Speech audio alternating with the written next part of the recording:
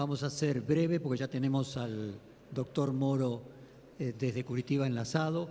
Primero va a hablar el doctor Di Pietro, alrededor de 15 minutos, y luego comenzamos la sesión de intercambio de preguntas y respuestas con el juez Moro. Déjeme simplemente decirle como breve introducción que el propio juez Moro marcaba las similitudes entre Manipulite y Lavallato en el hecho de que no se trataba de hechos aislados de corrupción, sino que se trataba de un sistema organizado, sistematizado, donde toda la política y el mundo de la obra pública estaba en un contubernio y estaba de manera sistematizado, repetido, creando una organización que trascendía a lo que podría ser el delito personal para pasar a ser una cuestión de Estado. También otras similitudes de Manipulite y Lavallato tienen que ver con tres pilares que define el juez Moro en el éxito de su propia investigación, que son las prisiones preventivas, el arrepentido y el acompañamiento de la opinión pública y la prensa.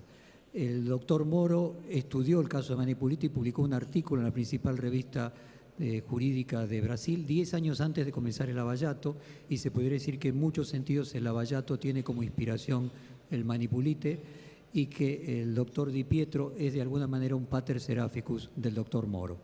Con esta introducción invito al doctor Di Pietro a que nos exponga durante 15 minutos. Muchas gracias.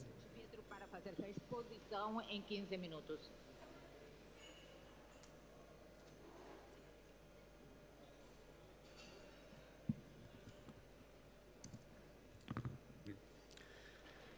Gracias. Gracias, buenos días a todos. Les pido disculpas por no poder hablar en español. Si bien entre ambos idiomas, el italiano y el español, tenemos las mismas raíces, o sea que espero que me puedan entender. Yo quiero agradecer a los amigos de Fores y de la universidad por la ocasión que me dan de relatar mi experiencia. Y rápidamente quiero pasar a decir que estoy aquí no para enseñarle algo a alguien, entre otras cosas porque son estos asistentes los que me pueden enseñar a mí. Yo estoy aquí solamente para hacer algunas reflexiones como consecuencia de mi experiencia profesional, que fue llevar adelante las investigaciones de Manipulite. Por cierto, relatar Manipulite serían necesarios varios días desde el punto de vista de la metodología de investigación. Yo solo les puedo decir en pocos minutos que, como todos saben, quien comete un delito, un delincuente, por principio siempre trata de hacer de manera que no lo descubran. Y entonces quien investiga tiene que tratar siempre de encontrar una nueva manera que no sea todavía conocida por el delincuente para poder descubrirlo. En esta permanente lucha entre el bien y el mal, entre Caín y Abel, desde esa época hasta ahora, humildemente tenemos que saber que nunca lograremos vencerlo, pero siempre tenemos que combatir el crimen, sobre todo esta nueva criminalidad, esta corrupción endémica que están atravesando las democracias modernas. Y entonces ahora voy a pasar a hablar, si me permiten, del caso de Italia, porque no me siento con el derecho de hablar de lo que pasa en nuestros países. Pero sí le puedo decir que por lo que entendí en estos días, informándome de la experiencia obtenida en otros países y escuchando recientemente también el informe, la presentación de la colega de Chile, permítanme decirle que en todos lados se cuecen habas. Y sobre todo con la llegada de las democracias modernas. Las democracias modernas son como niños que nacieron después de las guerras y de las dictaduras. Pero las modernas democracias, si no se las controla a diario, producen dentro de sí un tumor, pueden producir un tumor social. Es una enfermedad que tiene dos frentes fundamentales.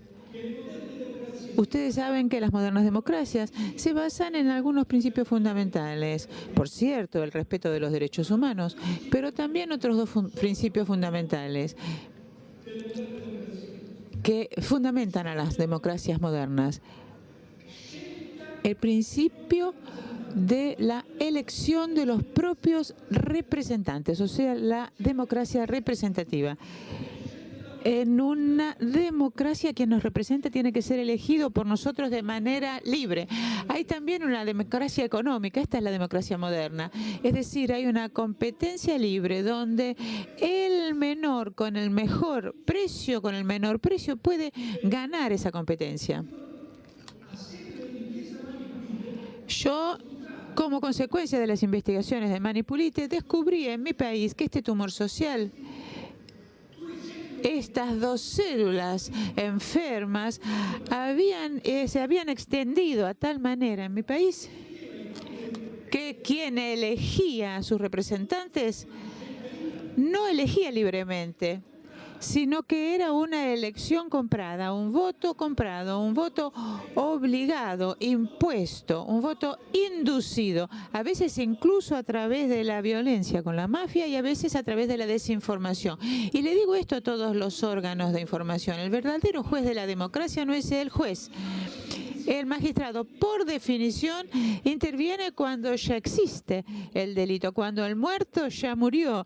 La verdadera democracia es protegida por la libre información. Esto en mi país produjo una primera célula de tumor, o sea que la democracia representativa llevó al gobierno, a las instituciones y al Parlamento, no a personas que el pueblo eligió porque tenía confianza en ellos, sino porque se le hizo creer que eran los mejores o porque se vieron obligados a elegir a estas personas. El otro tumor social que yo encontré como consecuencia de las investigaciones de Manipulite en mi país es la reducción de los espacios de democracia económica. Un país democrático es cuando todos pueden hacer de todo respetando las leyes, pero si alguno quiere superar al otro violando la ley, ganarle a otro violando la ley, ya no hay libre competencia. No hay una libre competencia y no hay una posibilidad de dar a todos las mismas posibilidades de tener éxito. Ustedes se preguntarán por qué estoy hablando de esto. Bueno, porque quiero hablar del título de este encuentro. ¿Qué dice? Estado de Derecho. Tenemos necesidad del Estado de Derecho, pero también dice que si no hay Estado de Derecho, si no se respeta la ley, hay pobreza. Yo les voy a contar la experiencia de mi país y se las voy a relatar con 3 ejemplos muy rápidos. Ustedes díganme cuando tengo que detenerme, porque al respecto yo podría estar hablando durante días. Les voy a relatar 3 ejemplos concretos que yo pude hacer constar en las actas de las primeras partes de la investigación. El tercer o cuarto día, cuando yo empecé con los interrogatorios, tuve que hacer las preguntas a una persona mayor, uno de 80 años. Era uno que seguramente no tenía miedo de mí, estuvo en la guerra. Durante 8 horas estuve hablando con él. Finalmente era casi yo el que confesaba. Y pregunta, y pregunta, y pregunta. Finalmente le dije a mi colaborador, bueno, vamos a cerrar el acta. Este me tomó la mano y me dijo, jovencito, me dijo, no juez, jovencito, usted quizás tiene buenas intenciones. Yo quisiera esperar por mi familia y por el futuro de mi país. ¿Qué es lo que pasó? Siéntese que se lo relato. Esta persona era un empresario desde 1945, inmediatamente después de la guerra. Yo le hice estas preguntas en el 92, lo interrogué. Entonces le dije, bueno, dígame los casos en los que usted tuvo que corromper a los políticos. Y él me volvió a tomar la mano y me dijo, jovencito, hago primero en decirle en los 3 casos en los que no tuve que pagar una coima. Ustedes ven que había una situación ambiental de la corrupción, porque o estabas en el sistema o no podías tener una empresa. Y unos días después lo pude confirmar cuando interrogué a un jovencito de 23 años. Pocos minutos después confesó, no había estado en la guerra este. Cuando lo interrogué, le pregunté: vos tomaste las riendas de tu empresa hace 3 meses porque falleció tu papá. Pagaste 3 veces coima. ¿Pero por qué pagaste? Y él me dijo: porque mi papá hacía así. Así era como hacía mi papá. Entonces, ¿qué les quise decir con estos ejemplos? Que en mi país, con la llegada de la Constitución y de estos principios democráticos de libre competencia, de democracia económica, en realidad mi país se enfermó rápidamente con esta corrupción. Y esta corrupción que implicó que en mi país era natural. Ya ni siquiera se lo veía como un delito. Era natural hasta tal punto que se hacían películas sobre esto y todo el mundo se reía. En el 91 había una película italiana que se llamaba El Valijero, que relata exactamente lo que yo dije. Esta es una responsabilidad de la información también, que no denunció estas cosas que sucedían. Es una responsabilidad de la política, obviamente, que no reaccionó. ¿Y por qué no reaccionó? Porque también la política estaba corrompida y no podía reaccionar. Pero ¿cuál fue el daño para mi país? Se los voy a decir de la siguiente manera, a través de otra experiencia. Ustedes saben que en Europa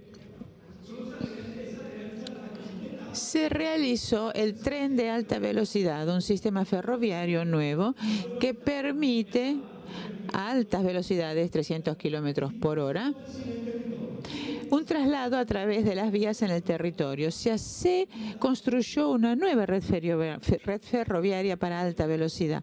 Conecta a toda Europa. Cada kilómetro de red ferroviaria de alta velocidad en Alemania costó 9 millones de euros. Cada kilómetro de red ferroviaria en kilómetros en Italia costó 48 millones de euros. Pero el kilómetro era siempre un kilómetro. Entonces, ¿qué quiero decir con este ejemplo? Que mi país, hasta que Mani Pulite no vino a descubrir y a denunciar lo que sucedía, a lo largo de los años, desde posteriores a la guerra hasta el 90, tuvo un aumento progresivo e integral de muchos miles de millones de euros de déficit. Pero si un país tiene déficit, no tiene el dinero suficiente para afrontar la pobreza, para darle a todos igualdad de oportunidades y para que se desarrolle el país. Por esto debe ser combatida la corrupción. Por esto es el llamado que hay que hacer a los ciudadanos. Luchar contra la corrupción porque te conviene. Porque si no, vos también vas a formar parte de la corrupción y por definición vas a tener otro que va a tratar de boicotearte. Es una lucha dentro del mal que en un cierto punto todos creen que pueden sacar ventaja de eso, pero solo unos pocos lo logran. La mayor parte paga las consecuencias. Esta es la experiencia que yo les quería relatar. Por cierto, tendría que contarles mucho más sobre lo que sucedió después, porque como ustedes saben, y como siempre decía mi hermana,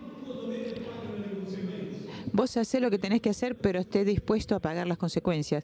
Porque ¿qué pasó en mi país? Por tratar de descubrir todo lo que sucedía, el sistema político mafioso reaccionó. Algunos de mis colegas incluso fueron asesinados. Yo fui deslegitimado, mis investigaciones tuvieron que detenerse, se interrumpió la investigación de Mani Pulite, tendría que haber seguido. ¿Qué puedo decir aquí? La necesidad de romper el pacto de omertad, el pacto de silencio, una legislación que contemple la institución del arrepentido. El arrepentido procesal no es como el arrepentido divino que se arrepiente y como en el Evangelio, el que se arrepiente de un castigo divino puede ser castigado de alguna manera, pero el que se arrepiente en el proceso quiere ser premiado. Entonces, en un delito como el de la corrupción, donde el delito uno lo conoce si lo denuncia el corrompido o el corrumpor, entonces hay que romper ese pacto de silencio. Y para eso hay que dar un motivo, hay que generar un interés, porque no es un arrepentimiento divino. En el Instituto del Arrepentido Procesal es necesario, y otro que también es necesario es la cooperación internacional. no se puede hacer nada porque el delito tiene una naturaleza transnacional y una parte del delito se comete en un país y otra parte en otro país. Si no hay cooperación internacional entre los estados, nunca se va a lograr combatir integralmente el delito. Yo veía las investigaciones que está haciendo mi ex colega Moro en Brasil. Y yo tuve modo de obtener mucha información gracias a los países offshore.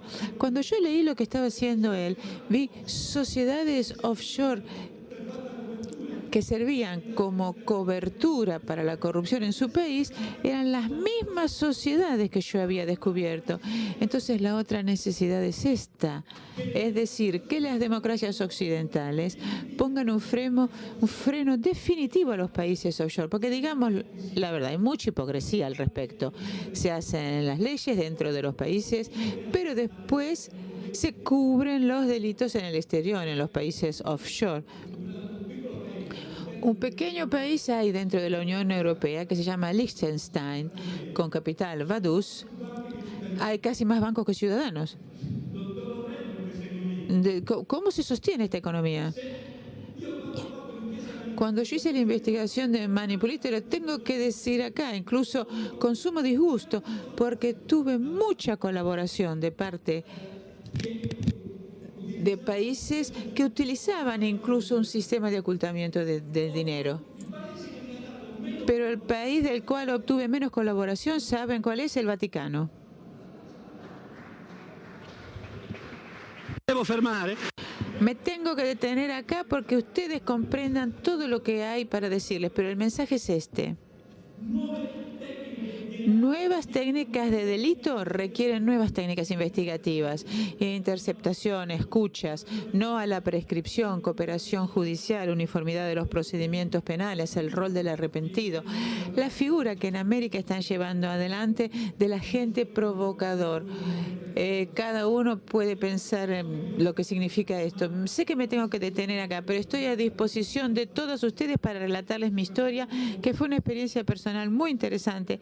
Y el hecho de que yo esté todavía acá para relatarla, al contrario de mis colegas que fueron asesinados, hace que yo tenga la obligación de difundir esto para que esto suceda en otros países. Muchas gracias.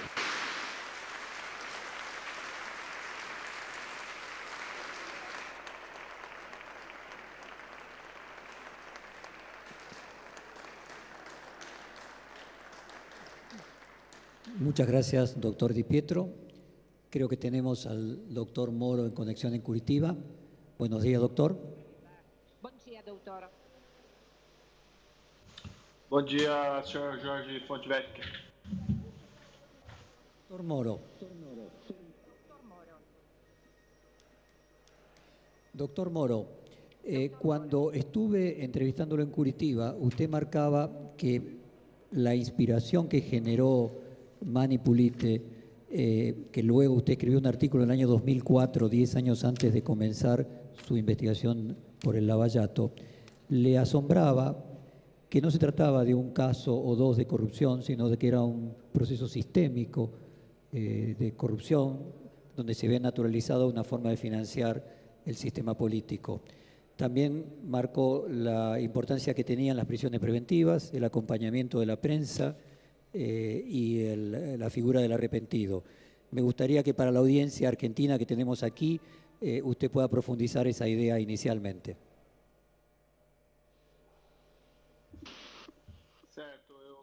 Es verdad. Quiero saludar al señor Fontevecchia y lógicamente al doctor Di Pietro. Quiero saludarles, realmente es un placer compartir este panel con un magistrado al cual admiro profundamente por su trabajo en el pasado. De hecho, existen similitudes entre la operación Manipulite y la operación Lavallato.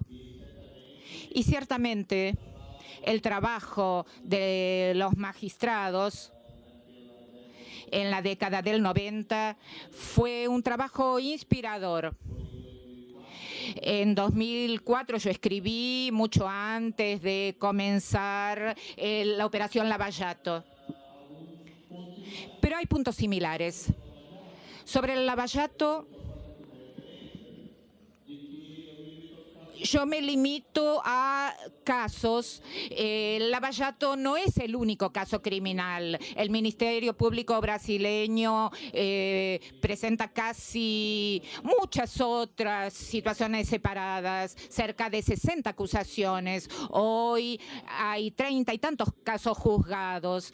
Hay muchas personas juzgadas. Entonces, las diferencias hay en que hay casos juzgados y no juzgados. No es un único crimen de corrupción. El Lava-Jato es un sistema. Hay un porcentaje de contratos públicos con el foco en Petrobras, petróleo brasilero, empresa estatal, empresa brasilera de petróleo. Un porcentaje de esos contratos con valores muy elevados, y estaban destinados al pago de coimas, como lo dicen en español. Además de los valores, iban a los ejecutivos de Petrobras, directores para enriquecimiento ilícito, y parte de los valores iban a agentes que sostenían el sistema. Entonces, esta característica de corrupción como sistema, corrupción sistémica, parece algo que también se ha verificado y es coincidente con la operación Manipulite. Un político italiano utiliza especialmente la expresión de corrupción sistémica en relación al caso italiano. Podemos ilustrarlo no solo con la repetición de los hechos, sino el hecho de que la coima tiene porcentajes fijos, como si fuera una tabla preparada, ¿no?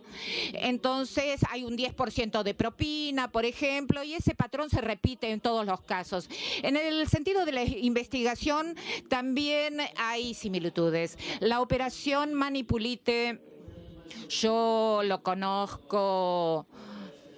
Le pido disculpas al doctor Di Pietro, me puede corregir si me equivoco, pero empezó con la prisión de Chiesa, Mario Chiesa, que era un administrador y tuvo mucha repercusión, y el doctor Di Pietro al principio no tenía idea de en lo que eso se iba a transformar.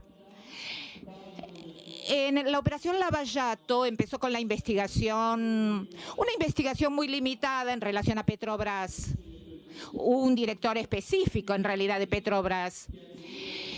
Y no sabíamos que eso se iba a transformar en una investigación gigantesca con repercusiones en otros países, en particular de América Latina.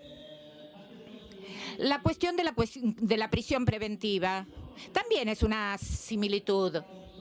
Los casos varían. La prisión preventiva debe ser excepcional. Y acá se la decretó para impedir la fuga, la eliminación de pruebas, pero esa corrupción como sistema, buscamos que hubiera una interrupción de esa práctica y había que hacer un choque, una especie de shock. Y cuando teníamos pruebas seguras de la comisión del delito, bueno, como no teníamos esa prueba segura, necesitábamos un shock. La prisión preventiva normalmente en todo el mundo también sirve con el objetivo de proteger a la sociedad o a las víctimas de nuevos crímenes. Y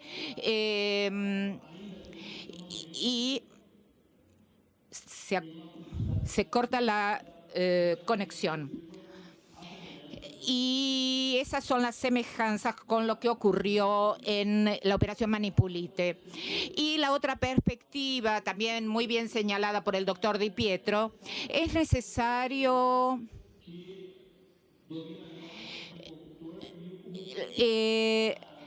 normalmente en los casos criminales triviales más comunes tenemos a los testigos personas honestas, a alguien que presenció un homicidio, por ejemplo, a alguien que presenció un robo, situaciones que suceden todos los días. Pero en los delitos como de corrupción es difícil tener testigos. Los testigos son los propios delincuentes. Entonces,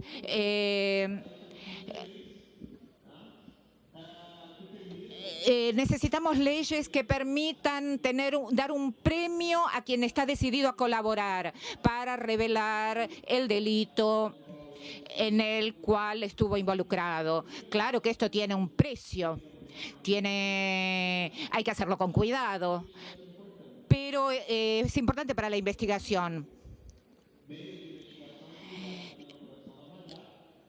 En la operación Lavallato, esta palabra de un criminal se trata de encontrar más pruebas. Entonces, para la investigación financiera, patrimonial de estos crímenes, tratamos de identificar dónde está el dinero. En este punto también es importante la cooperación jurídica internacional. Y concuerdo con el doctor Di Pietro. Estos crímenes de corrupción que se consuman en un país, recientemente hubo un caso, una derivación del Lavallato.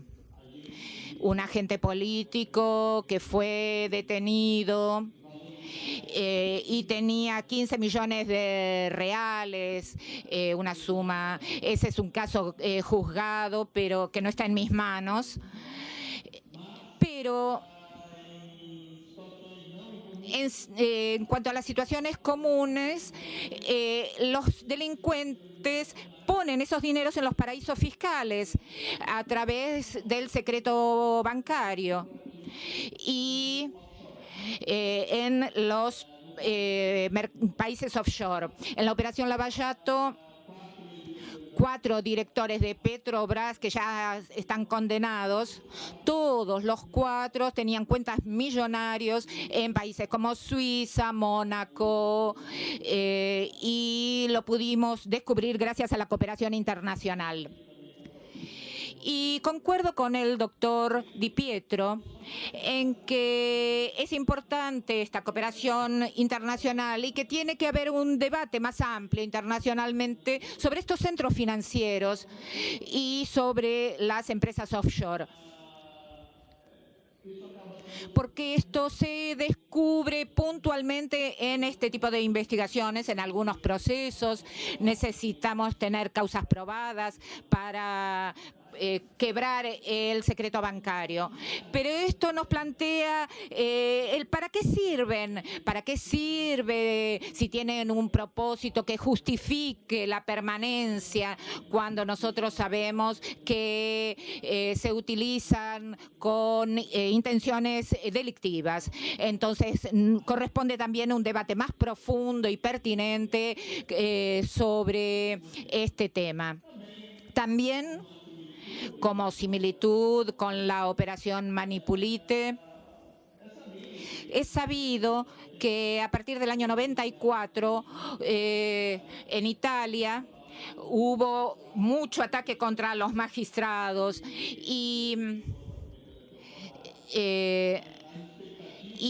las expectativas que había en relación al comienzo de las investigaciones y de que Italia se convertiría en un país más honesto, no se cumplieron totalmente debido a la reacción política.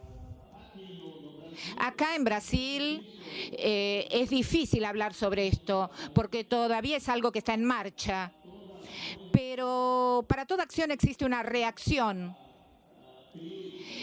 Hay críticas, movimientos en contrario, lógicamente, del movimiento que hace la justicia.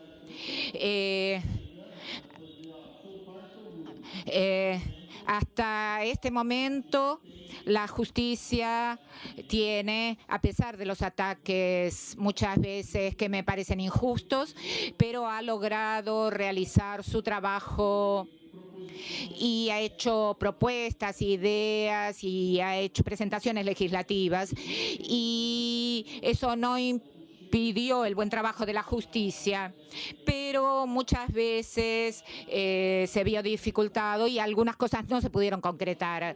Quiero creer que a pesar de estas críticas injustas, quiero creer que nuestros políticos no van a adoptar medidas legislativas contrarias a las investigaciones, aunque estén ellos en riesgo, porque están esperando lo mejor para las autoridades políticas. Estas son algunas, y bueno, también podemos analizar el papel de la prensa y de los medios de comunicación.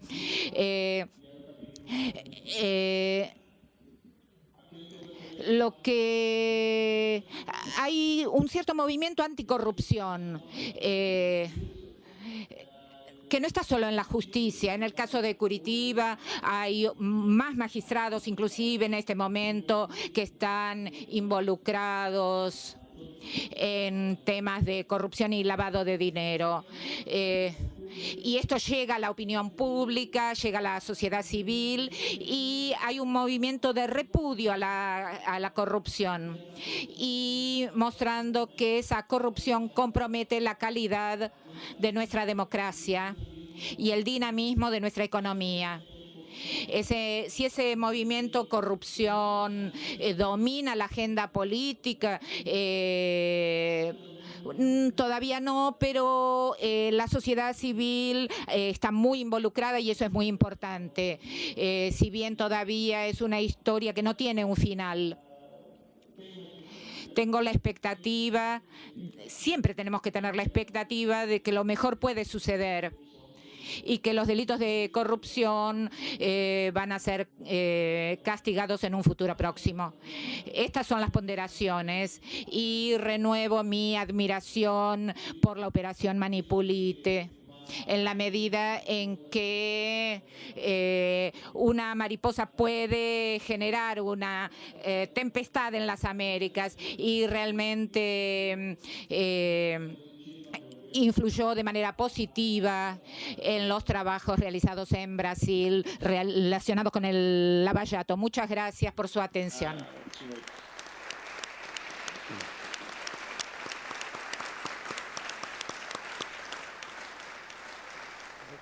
Doctor Di Pietro, hay un tema que es controvertido, que me gustaría que usted pudiese debatir con el doctor Moro, relacionado a la idea del arrepentido, el perdón como significante incluso religioso, hasta dónde el perdón es aceptado por la sociedad, desde qué punto hay un conflicto entre lo que es bueno para los términos jurídicos y lo que es aceptado socialmente como perdón, y poder permitir también que el doctor Moro dé su opinión sobre el tema.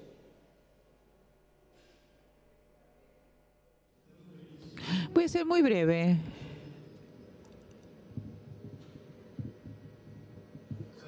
Voy a ser muy breve. En primer lugar, para confirmar lo que dije antes. Obviamente, romper el pacto de silencio para luchar contra la corrupción es una necesidad procesal.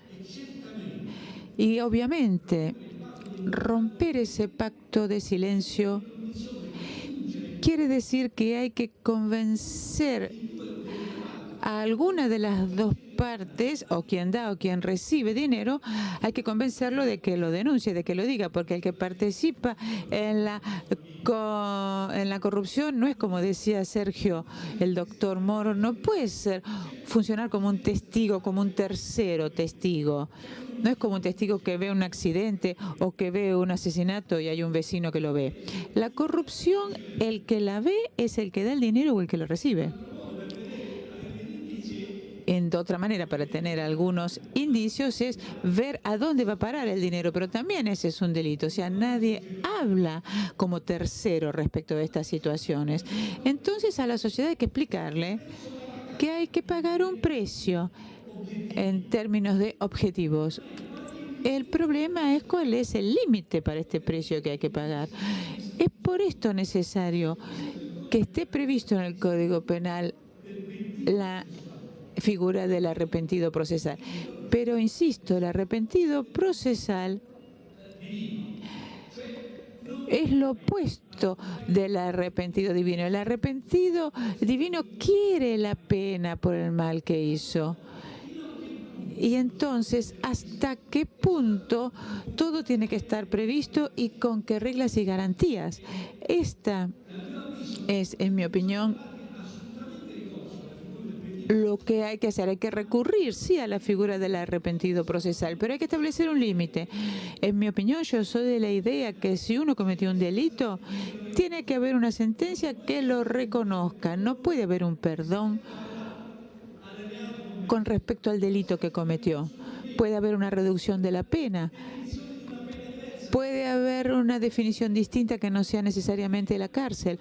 Puede haber una protección para el arrepentido y su familia. Sí, claramente hay que prever que quien cometió un delito es como si no los hubiera cometido y hay que absolverlo.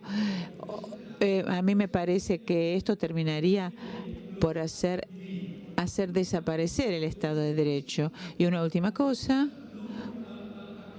cuidado, no hay que confundir el rol del arrepentido con el rol del que notifica el delito. Una cosa es, ¿quién es el arrepentido procesal? Es aquel respecto del cual ya se identificaron elementos que lo acusan y él, por interés, confiesa y declara que otro lo cometió con él. El que notifica el delito es aquella persona respecto de la cual no sucedió nada, no estuvo involucrado, simplemente estuvo al corriente o estuvo informado de ese delito.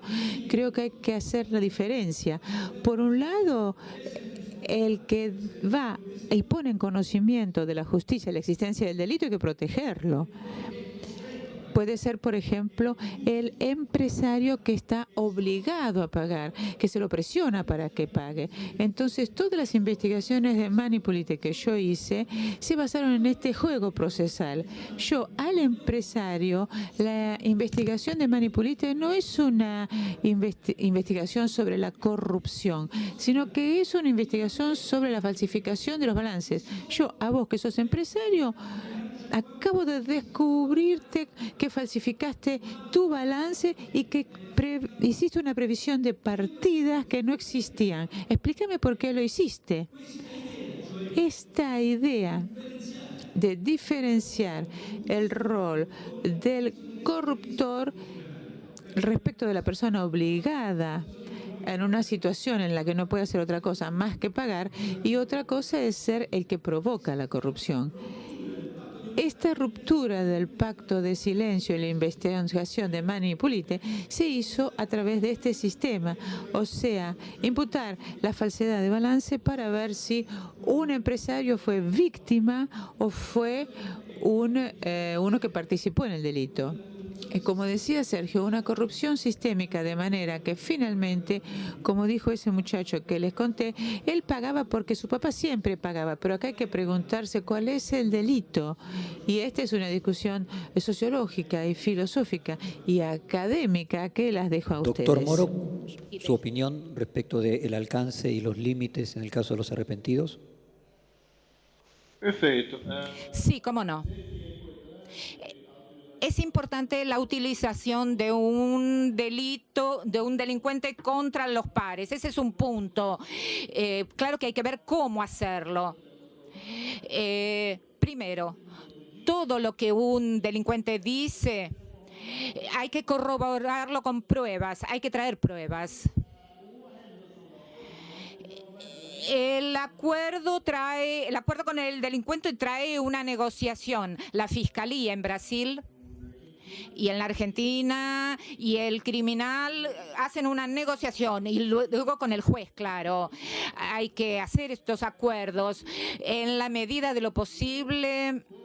el colaborador, si es un delincuente, siempre tiene que responder de alguna forma por sus delitos. Hay que evitar el perdón. Lo mejor es la reducción de pena. Entonces, siempre que sea posible, hay que responsabilizar al delincuente colaborador. Hay que tener cuidado de ofrecer, no debemos ofrecer beneficios excesivos ni hacerlo de manera muy rápida, pero también hay que tratar al delincuente colaborador, si él realmente colabora, se le deben conceder beneficios, porque lo hace no por ser sincero, sino para obtener esos beneficios, y el Estado debe darle estos beneficios. Y hay que evaluar el contexto. Entonces, una cosa es un acuerdo de cooperación, como en Estados Unidos, en un contexto de una justicia en la que normalmente alguien hace un acuerdo y le correspondían 10 años y va 5 años presos. El Ministerio Público norteamericano tiene un poder mayor de negociación porque el sistema judicial es más eficiente. Entonces, tenemos que ver a la luz de este contexto los grados de eficiencia de la justicia en donde se realizan los acuerdos. Con la operación Lavallato, lo que sucedió es que se hicieron algunas excepciones. Siempre hubo asunción de responsabilidad a través del acuerdo y hay un aumento creciente de estas responsabilidades. Entonces hay acuerdos que prevén que el colaborador mismo va a cumplir un plazo en la cárcel menor que el que le correspondería, claro, por supuesto. Entonces, la lógica es esa. Lo importante es la colaboración, pero hay que tener cuidado con ese precio, que no sea excesivamente alto. Doctor Di Pietro, desde donde nos está hablando en este momento el doctor Moro, es el mismo lugar donde ayer toda la prensa brasileña y parte de la mundial refleja la toma de declaración que le hizo por un nuevo juicio al expresidente Lula y donde se lo acusa recurrentemente al doctor Moro de parcialidad y de no actuar con independencia jurídica. Y al mismo tiempo usted fue acusado muchas veces también de situaciones similares, de ser agente de la CIA, al doctor Moro de ser agente del FBI, y pareciera que uno de los precios que tiene que pagar quien lleva adelante estos procesos judiciales es la reconversión, ser acusados por los acusados de ser ellos, o sea, ser ustedes, las personas que están delinquiendo. Me gustaría que usted contase su experiencia en ese punto y luego el doctor Moro en la suya. Sí.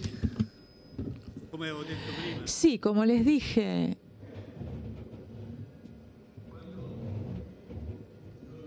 cuando yo un día, cansado y también con un poco de miedo, tengo que decirlo,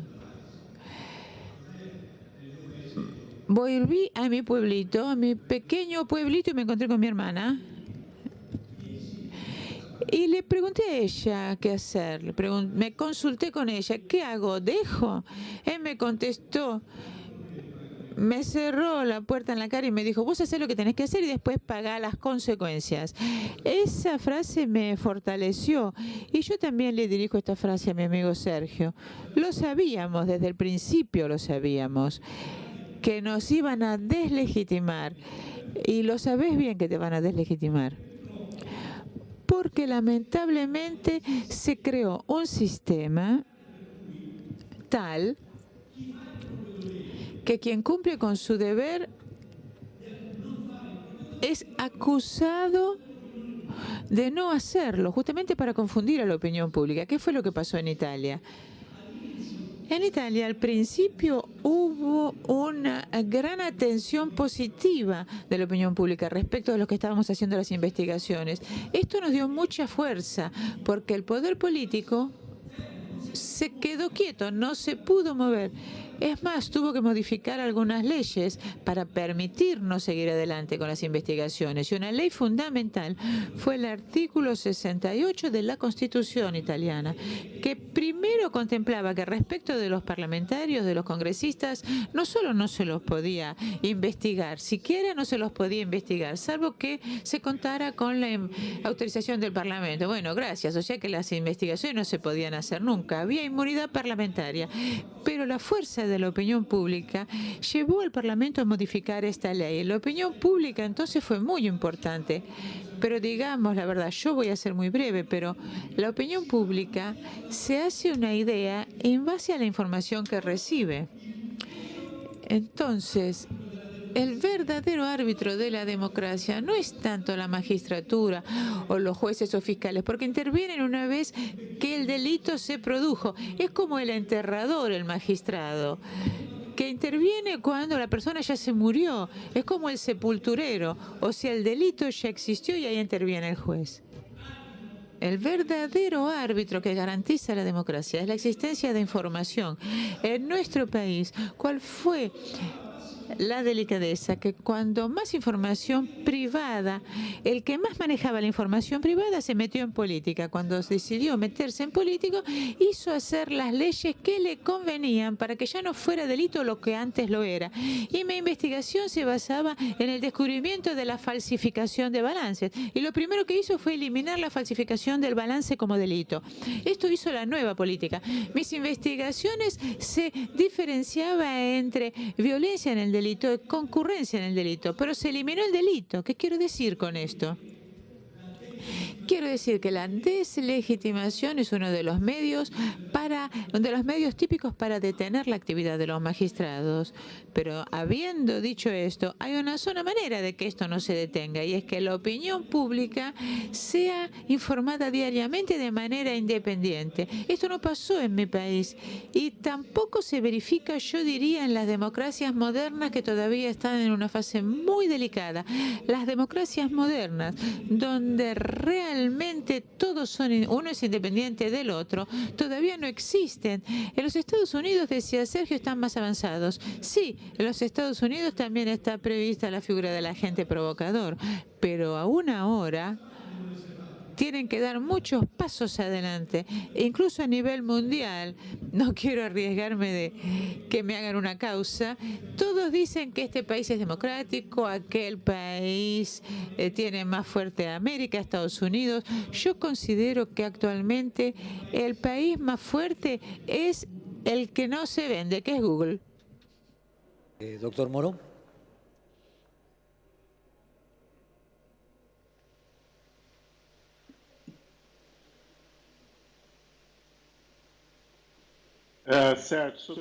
Sergio, sí, perdón, sobre esta cuestión.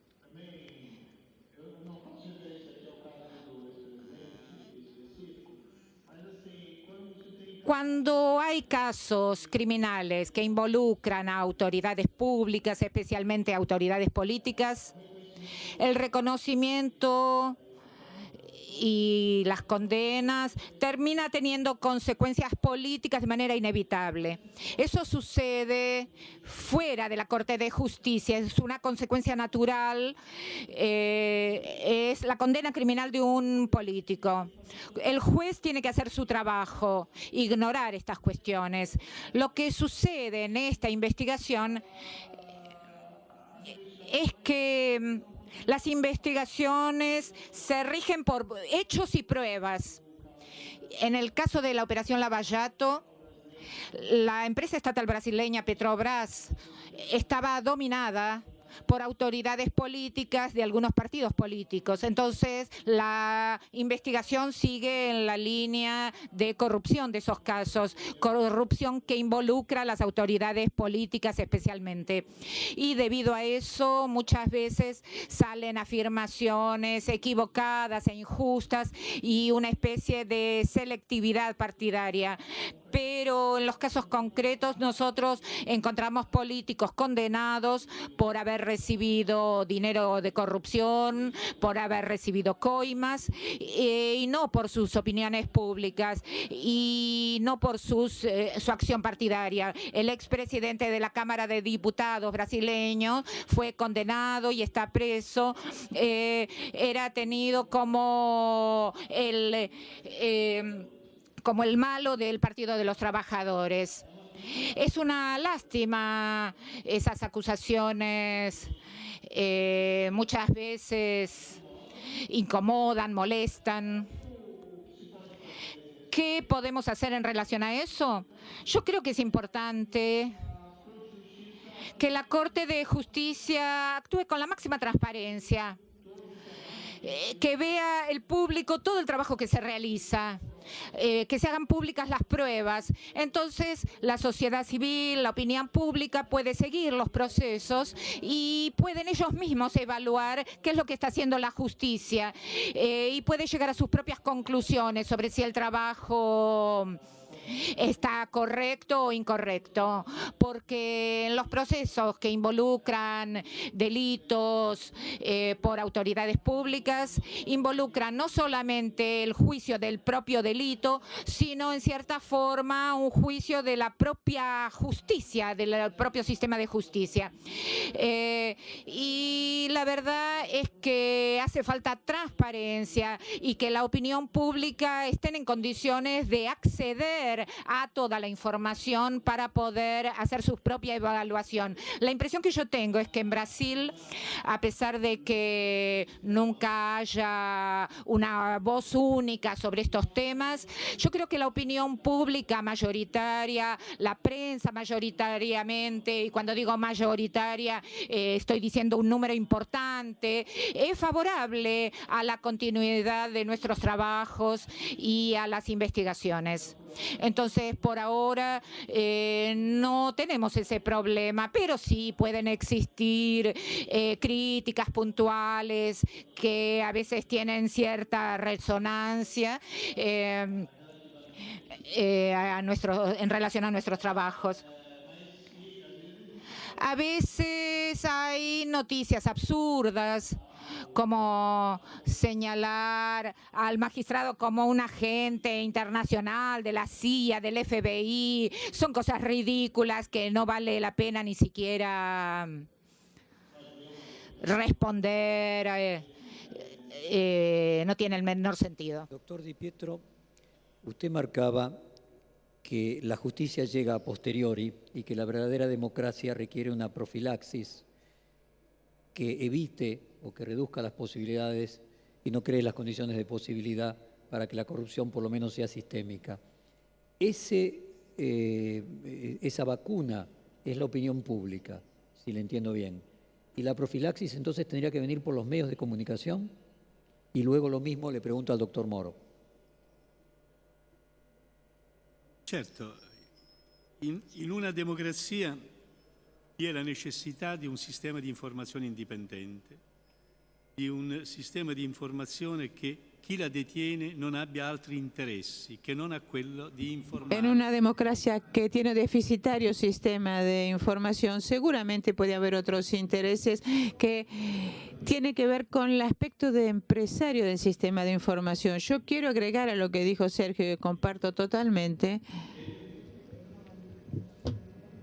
es que muy a menudo quien es condenado, o mejor dicho, el que es sometido a una investigación, si resulta absuelto, criminaliza al magistrado diciéndole: vos no me tendrías que someter a mí a un proceso. En realidad, si todos pensamos un poco en esto, un juicio desde el punto de vista fisiológico es un instrumento que sirve para saber si una persona es culpable o inocente.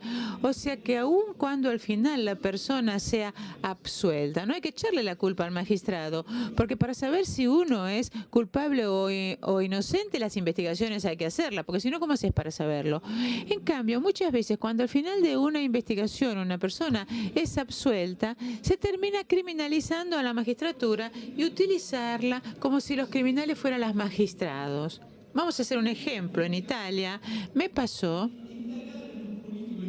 que tuve que hacer una investigación sobre un político importante que fue condenado. Después de mucho tiempo, después unos 10 años lo volví a ver, yo ya no era más juez ni político, y me vio y me dijo, gané yo, te la gané. Y yo dije, ¿por qué? Porque vos me hiciste 10 procesos, me iniciaste 10 investigaciones,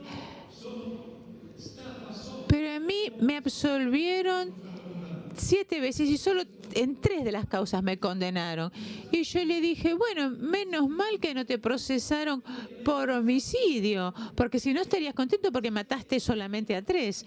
O sea, esta idea de utilizar instrumentalmente un proceso que termina absolviendo para criminalizar a la magistratura, hay que denunciarla y hay que recordarle a los medios de comunicación que tienen que ser cuidadosos y no confundir las investigaciones con el resultado de las investigaciones, porque sin duda se puede ser absuelto o condenado, pero en todos los casos el magistrado cumple con lo que tiene que hacer.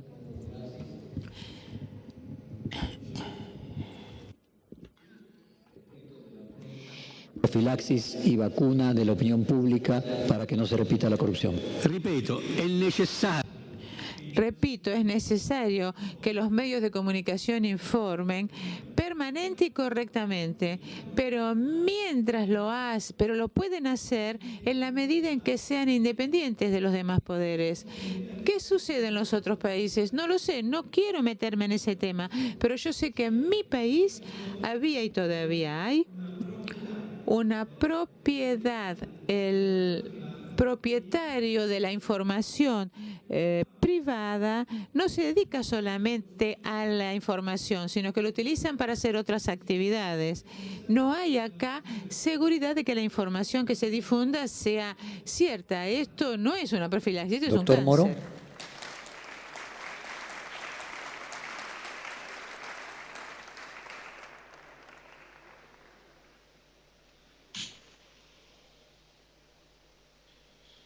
Certo. Sí, correcto. Yo creo que no hay ninguna solución mágica. La democracia es un proceso que está en construcción.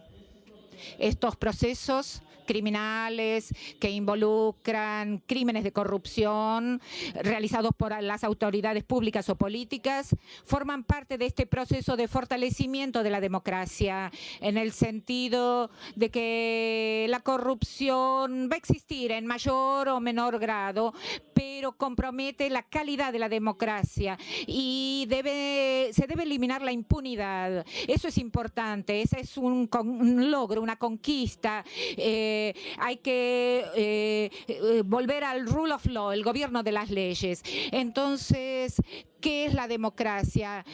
Una parte de ella involucra que los gobernantes responden ante los gobernados, y los gobernados no quieren que los gobernantes sean corruptos o que practiquen delitos de corrupción. Eso no se justifica y es imposible de fundamentar un comportamiento de ese tipo.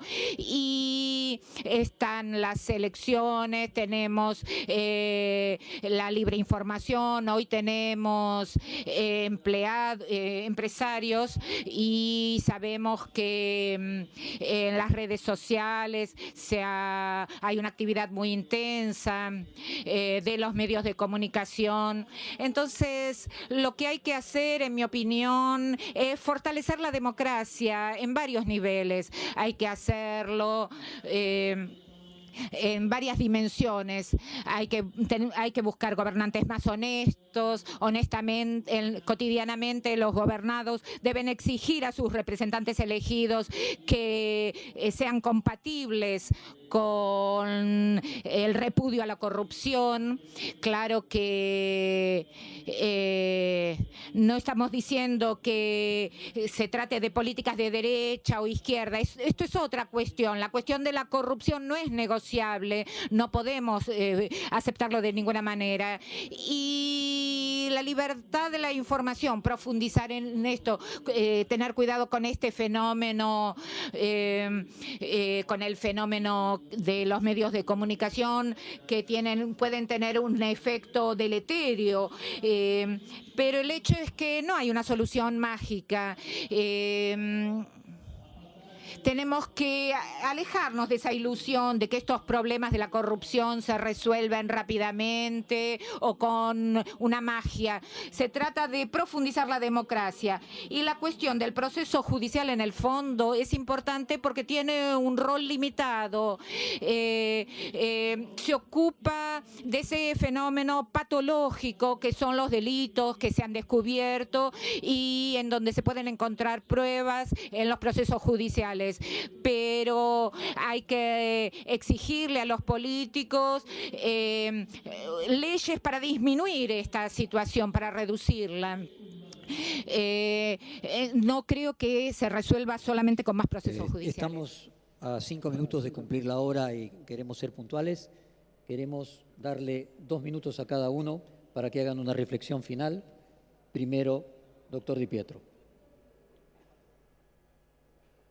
2 minuti è soltanto per salutare. 2 minutos solamente me van a alcanzar para saludar y agradecer.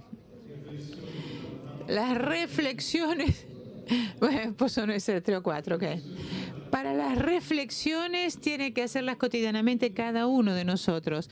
Cada uno de nosotros puede hacer algo para mejorar el sistema. Cada uno en su actividad y en su trabajo diario tiene que hacer lo que se debe. Yo los invito a que si están en conocimiento de delitos y se dan vuelta para hacer de cuenta que no los ven y todos hacen así, entonces después no se puede pretender que la justicia funcione. La justicia somos nosotros, los ciudadanos de todos los días que cumplimos con nuestras obligaciones en lugar de pedírselo primero a los demás, ya sea cuando pagamos los impuestos como cuando respetamos a los ciudadanos.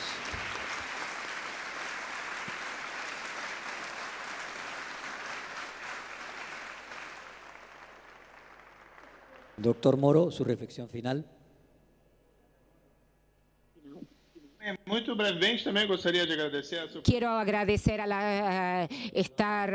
por haber podido hablar ante personas de la Argentina y con el doctor Di Pietro.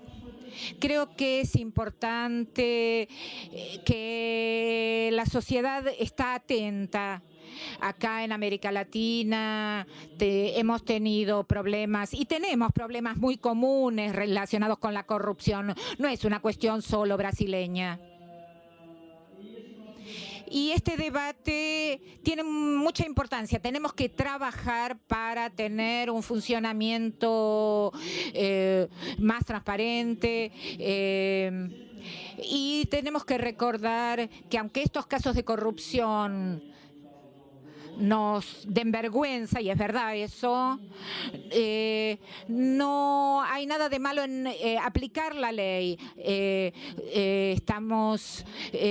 Yo creo que lo que es importante, como dije antes, tenemos que saber que no es solo con procesos judiciales que vamos a solucionar la cuestión de la corrupción. Se trata de profundizar la democracia. Necesitamos un cambio cultural que involucre el comportamiento correcto por parte de todos los ciudadanos.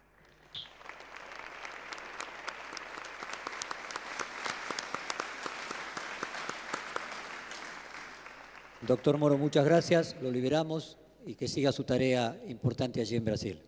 Muy buenas tardes. Grazie a voi.